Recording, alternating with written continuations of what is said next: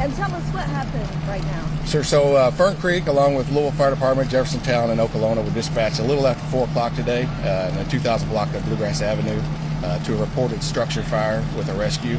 Our crews arrived on scene within 6 minutes and found heavy fire and smoke coming from the front of the building.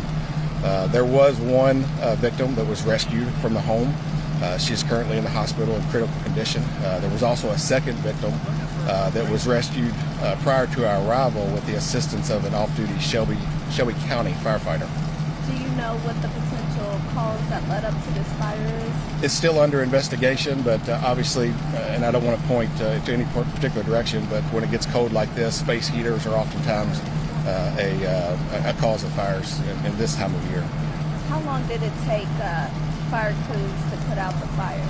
It took about 30 minutes for us to get totally under control, but we had a pretty quick knockdown. Obviously, with the rescue, we're going to come off and be very aggressive into the providing life safety to our taxpayers. So, but it took about 30 minutes to actually gain control, but we knocked the fire down pretty quickly. And going back to what you said, mainly around the winter time, space heaters could be the cause. I guess what's your advice to families during this time? Definitely keep the spacing and make sure that from any combustible materials, because if that was a cause, which I don't know that it was, but if it was, then you don't want that space heater to be close to another ignition material, or if it's close enough, then it can ignite the other material and not the actual space heater itself.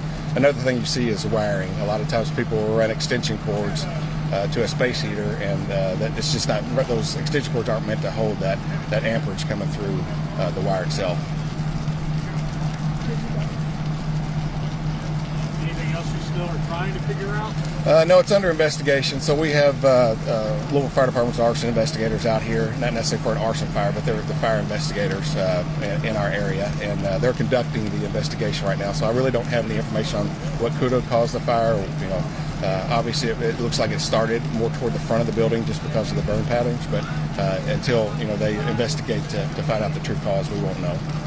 One more last question. So would you call this house fire a total loss? Yeah, there's heavy, significant fire damage, as you can see, and there's also a lot of heat, smoke, and water damage in the parts of the house that you can't see. So this is a significant damage to the home. Is the family being assisted by any other outside organizations like the Red Cross that you know of? We actually got a division within our department that comes out and assists with families like this. So they'll be reaching out to the families and finding out their needs, and then we'll bring in outside agencies such as Red Cross and other agencies if it's warranted to do so. And my bosses are asking if you do have any more information on the second victim. What all did you have there? The first victim is in critical condition at the hospital. The second victim has no injuries. So she was removed by an off-duty Shelby County firefighter, and so she was actually removed prior to our arrival. But to my knowledge, she has no injuries, at least from the fire itself. Sorry if you covered this, but do you know who called it in? Who reported it? I believe one of the neighbors probably called in the fire. I can't confirm that 100%, but through my conversations with some of the neighbors, I believe the neighbor saw the smoke and actually called it in. Somebody drove by the home and called it in.